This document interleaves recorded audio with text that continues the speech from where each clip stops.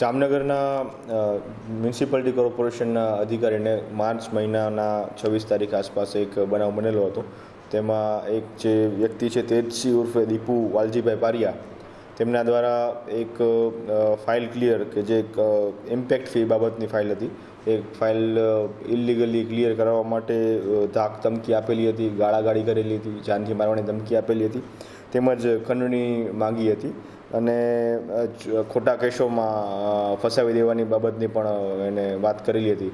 આ તમામ બાબતનો ગુનો Jamnagar city A division police સ્ટેશનમાં નોંધાયો હતો, જેની તપાસ ચાલતી હતી. જેમાં જે આરોપી હતો તેજસિંહ ઉર્ફે દીપુભાઈ વાલજીભાઈ પારિયા, એમની ગઈકાલે સાંજના સમયે અટક કરવામાં આવેલ છે અને તેમના આગળના રિમાન્ડ માગવા બાબતની તજવીજ ચાલુ છે.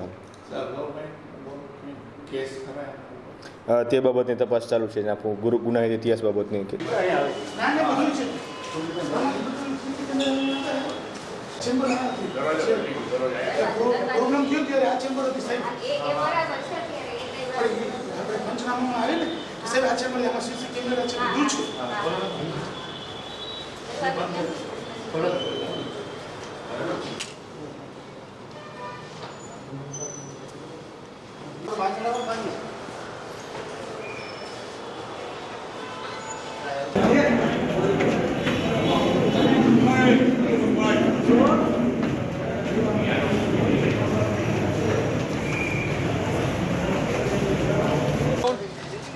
Media.